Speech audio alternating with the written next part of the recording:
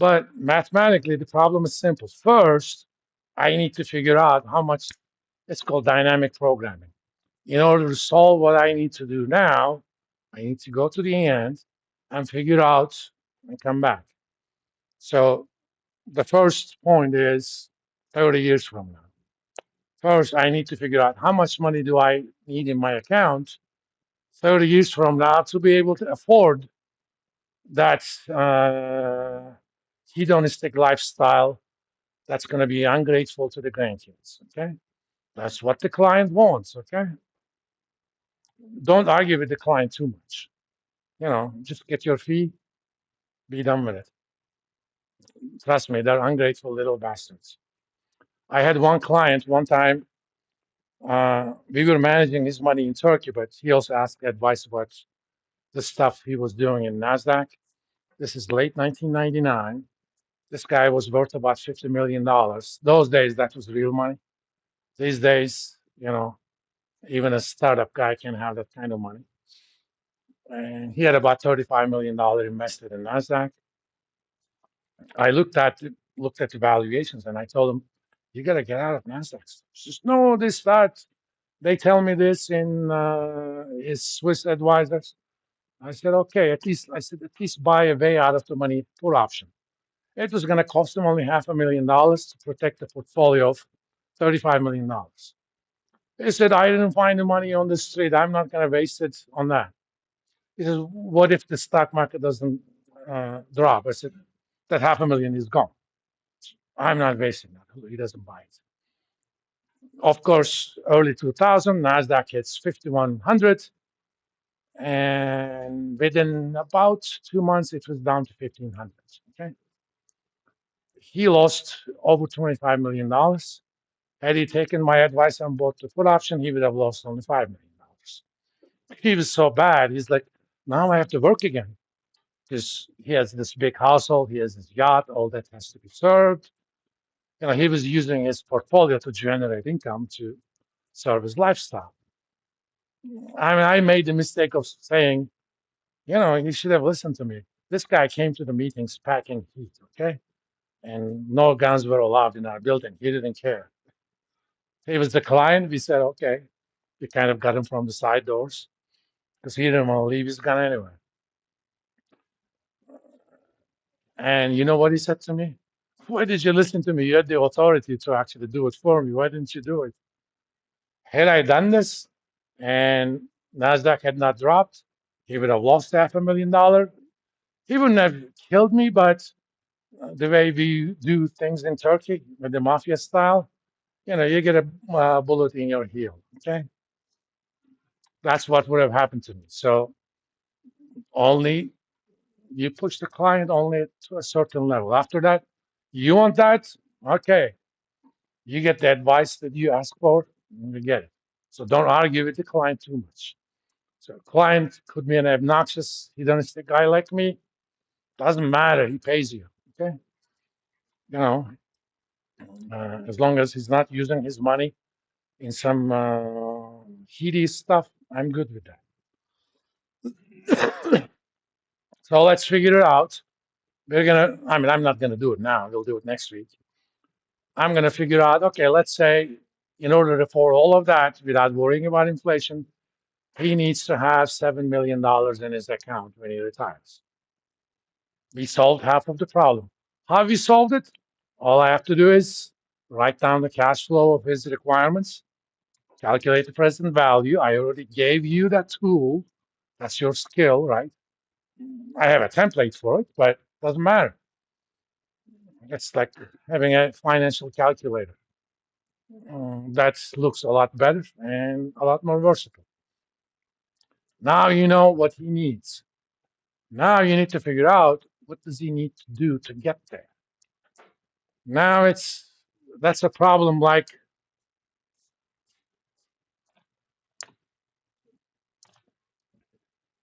all right,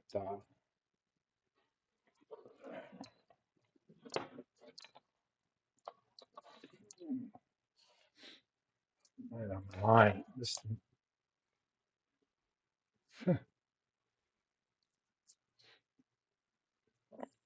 Before we solve the problem of,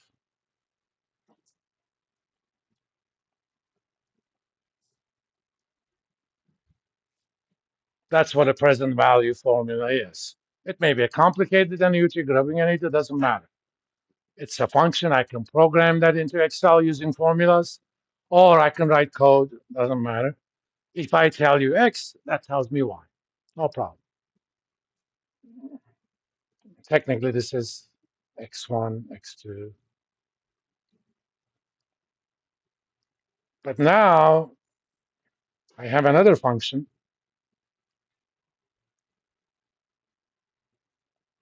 This is the future value.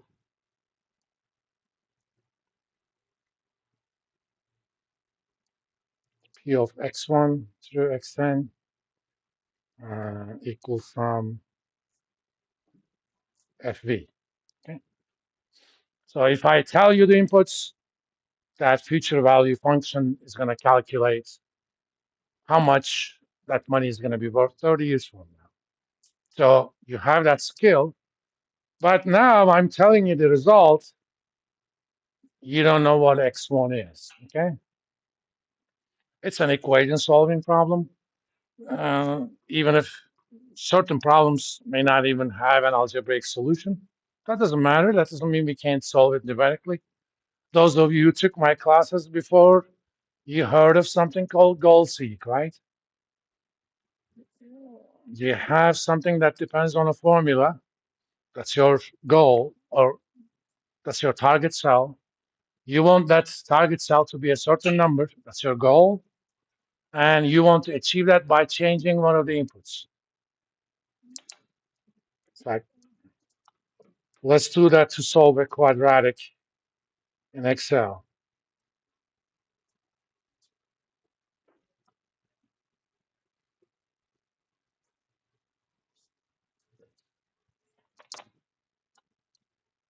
Make it a little bit bigger. That's my X. I'll put a 1.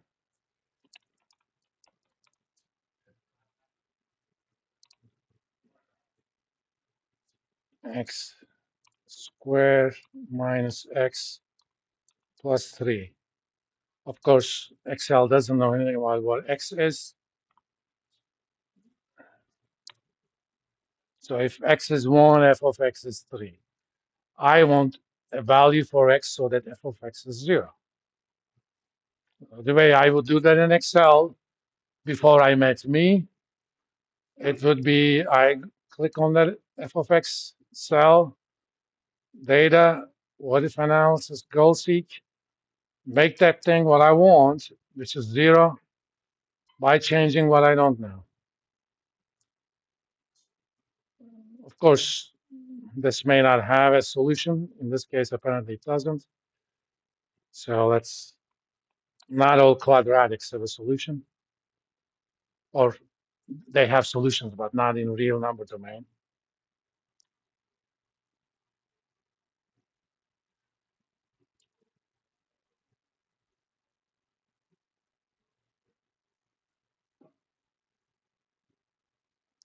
And what do you know? I end up picking something that doesn't have a solution, a real numbered solution.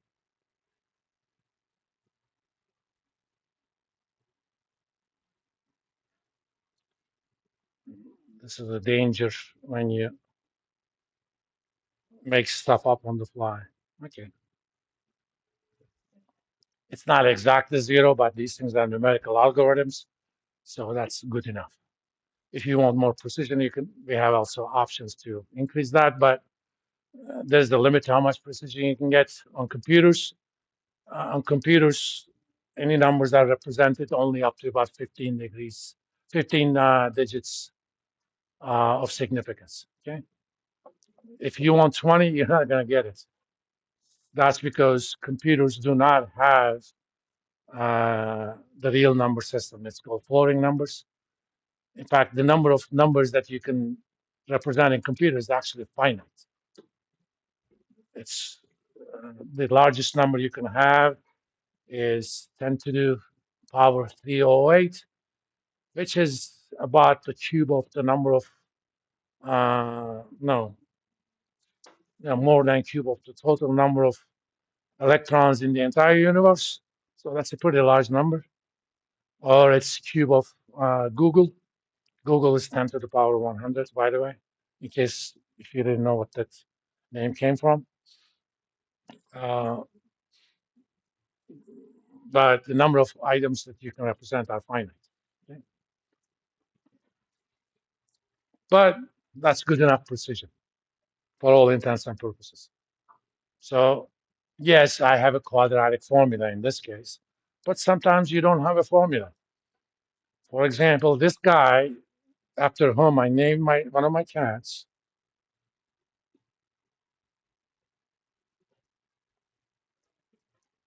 his name is Évariste Galois. He's a French mathematician from Napoleonic era. He died at the age of 21 as a result of a duel. It's a very tragic story. He falls in love with this married woman. Those days in French high society, that was normal. Most married women had a mister, or as euphemistically it was called, they had a lover. But this woman already had a lover. So Galois was going to be the second lover. He got jealous of the first lover, and he was kind of a crazy guy. He challenges the guy to a duel. He loses. But the night before the duel, he thinks, okay, I'm going to lose. Until that point, he has not published anything. He writes down everything he has done. He tells his brother, if I die, send these manuscripts to Augustine Cauchy, which is one of the greats of the French mathematician. If you know anything about Cauchy sequences from your pre-calculus or Cauchy convergence, you may remember him. And of course, he dies. Cauchy guesses, who the hell is this guy? He actually invented the entire field of what we now call abstract algebra, the constructs called groups and stuff. So I sometimes joke my cat has its own group because there are the so-called groups called Galois groups. One of the things we proved was using that approach. You know that for quadratics, we have a formula, right? If you tell me the coefficients A, B, and C, I can calculate all the solutions, including the imaginary ones. You may not know it, but there is also a formula for the cubic ones and also quartic ones, polynomials with the x to the 4 as the highest power. Galois proves that there is no algebraic solution formula that you could find for anything quintic and above or degree 5 and above. It's an impossibility theorem.